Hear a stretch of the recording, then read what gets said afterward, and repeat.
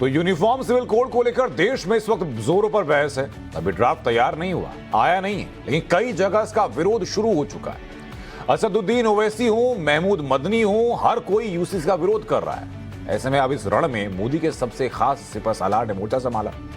मोदी के वो लेफ्टिनेंट जिन्हें हर मौके पर, नाजुक मौके पर जिम्मेदारी दी गई और उन्होंने कामयाबी की नई कहानी लिखी। यूसीसी पर कैसे पलटने वाला है गेम, इस खास रिपोर्ट के जरिए देखिए जरा।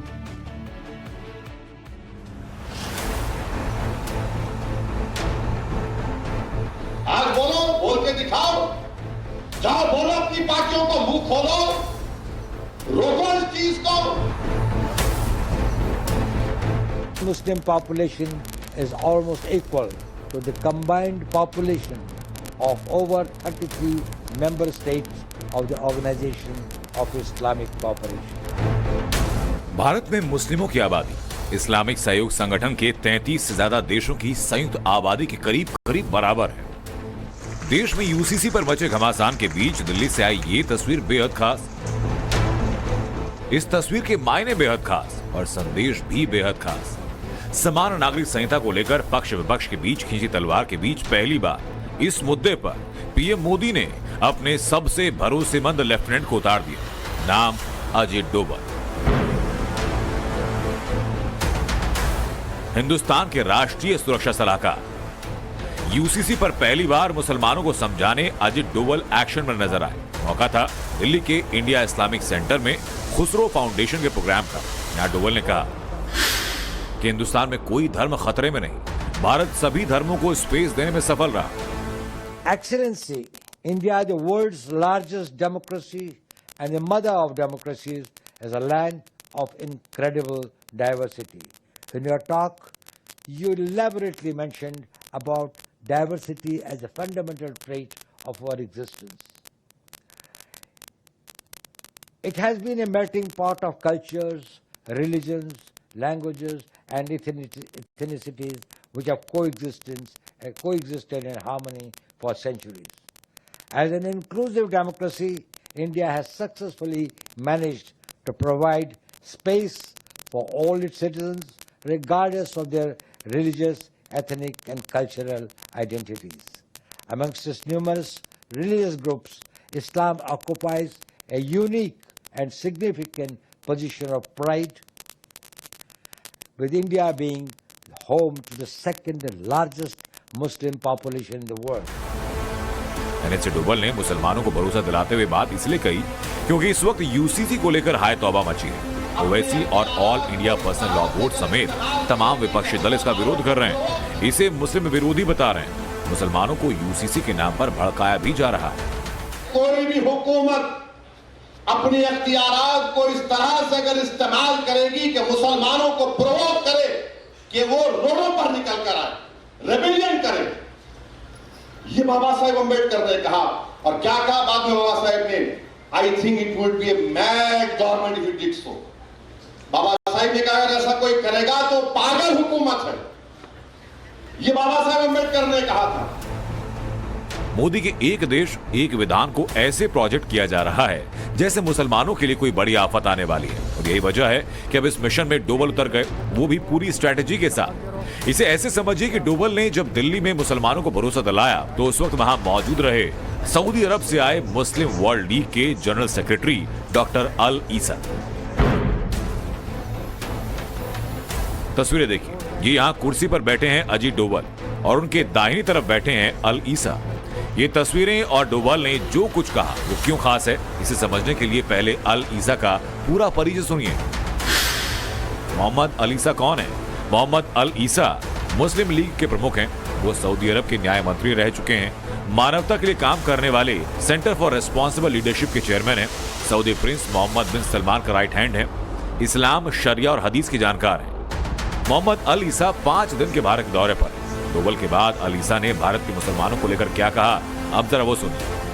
ولذلك عالمنا بحاجة إلى خطوات عملية. الخطوات العملية هي التي تفيد وتنفع الناس.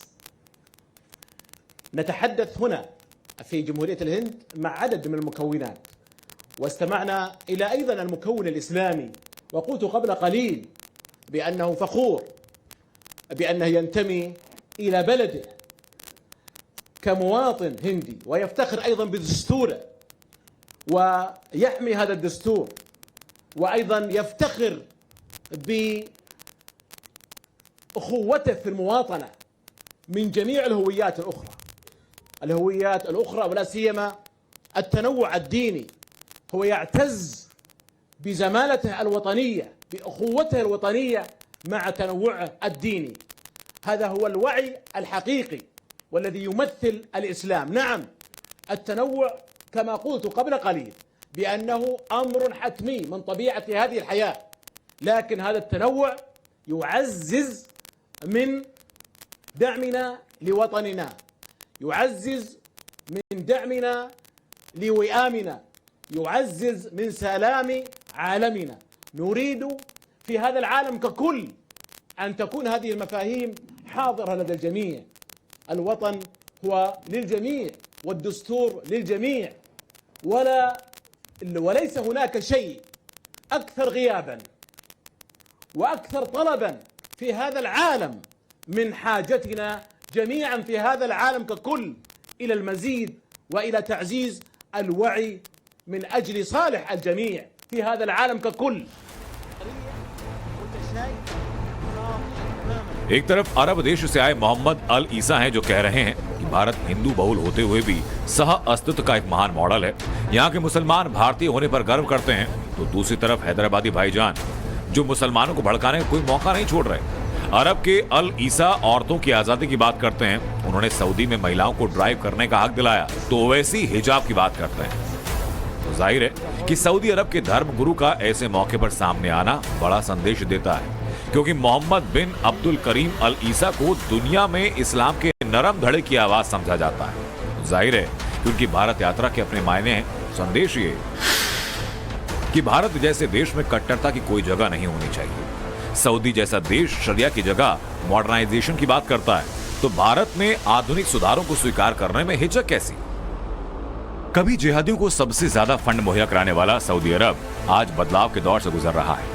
सऊदी ने हाल ही के दिनों में काफी उदारता दिखाई। ऐसे में अल ईसा के दौरे के जरिए सरकार की कोशिश यही कि मुस्लिम समुदाय से यूसीसी पर संवाद स्थापित किया जाए, क्योंकि इसका असर दूर तलक जाएगा।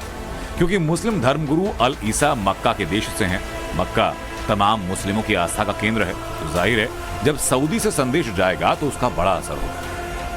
ऐसे में कहा जा सकता है कि दिल्ली के इस्लामिक सेंटर में जिस तरह का आयोजन हुआ, उसका मकसद बीजेपी के लिए उन मुसलमानों की भावना बदलना भी है जिसे अब तक विपक्ष सिर्फ वोट बैंक के तौर पर इस्तेमाल करता है।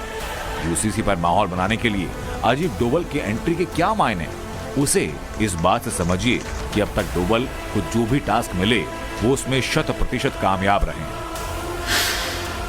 साल 2019 में जब कश्मीर से धारा 370 हटी तो वहां जाकर मोर्चा संभाला। साल 2020 में जब दिल्ली दंगा हुआ तो प्रभावित इलाकों में जाकर शांति बनाई। साल 2020 कोविड के वक्त मौलाना साद से मिलकर मरकज की बिल्डिंग खाली कराई। अब डोवल मिशन यूसीसी पर है, जिसका मतलब ही है कि सरकार इसे लेकर गंभीर है।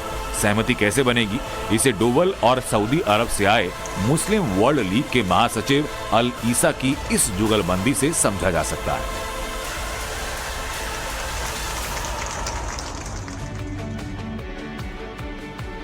आसमान से आफत बरस रही है और करोड़ों जिंदगियों पर संकट मंडरा रहा है। एनडीआरएफ की टीम से लेकर सेना और एयरफोर्स तक लोगों की मदद के लिए उतार दी गई। लेकिन क्या आपको पता है कि सैलाब जितनी तेजी से आ रहा है, उतनी ही तेजी से कैसे ग्राउंड पर एक्शन हो रहा है? ये पूरा मैनेजमेंट पीएम मोदी के दिशा निर्देशों के बाद शुरू हुआ। किस तरह पीएम मोदी आपदा के खिलाफ मोर्चा संभाले हुए हैं, दिखाते हैं आपको इस रिपोर्ट के साथ।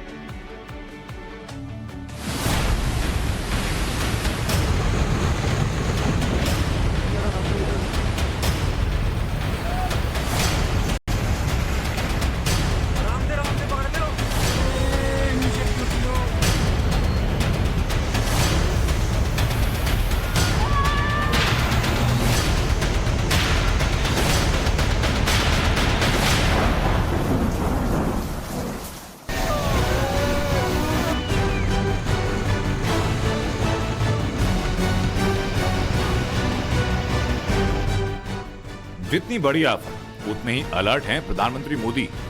आसमानी आफत की A to Z update PM Modi खुद दे रहे हैं।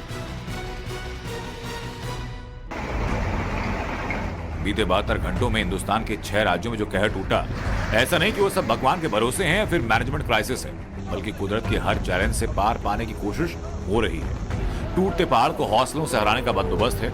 एक तरह से कहें तो हिमाचल टू उत्तराखंड एक एक चीज मॉनिटर हो रही है। प्रधानमंत्री नरेंद्र मोदी और उनकी टीम 24 घंटे एक्टिव है।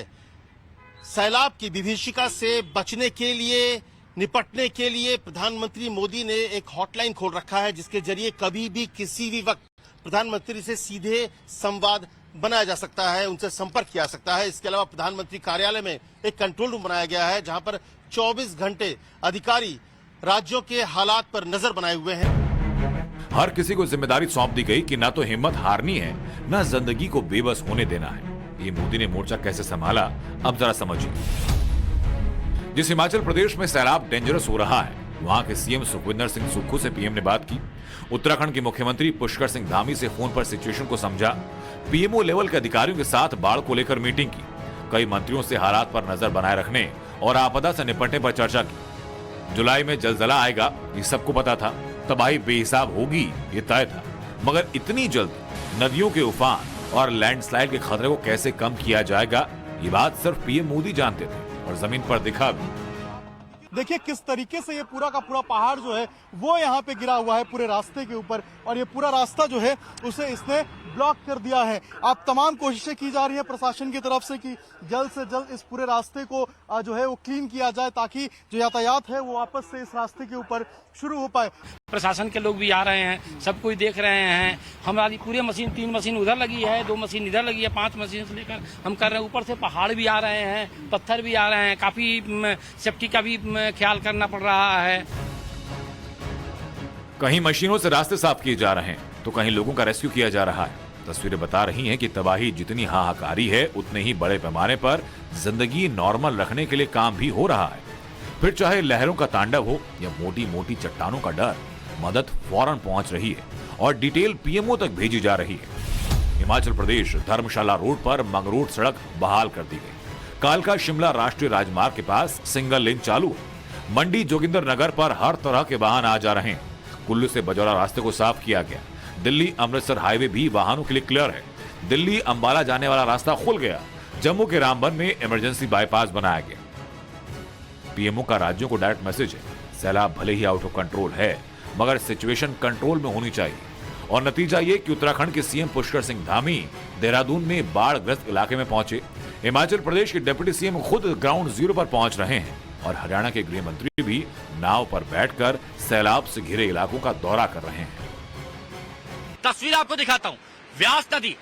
यहां पर व्यास नदी की आप आवाज सुनिए, ये शोर सुनिए, और ये व्यास नदी की लहरें पत्थरों को चीरते हुए बहती हुई जा रही हैं, और ऐसा लगता है कि जैसे बड़ी से बड़ी चट्टान यहां चीरती हुई ये व्यास नदी आगे चली जाएगी। तो हमारा प्रयास है कि हम किसी भी ढंग से राहत, रिलीफ एंड रेस्टोरेशन का काम को गति दे सकें। इस समय हिमाचल प्रदेश में कोई व्यक्ति फंसा हुआ नहीं है जो पानी के बीच में फंसे हुए थे। कोई चट्टान पे खड़ा हुआ था, कोई कहीं का, वो सारे ऑपरेशन हो चुके हैं।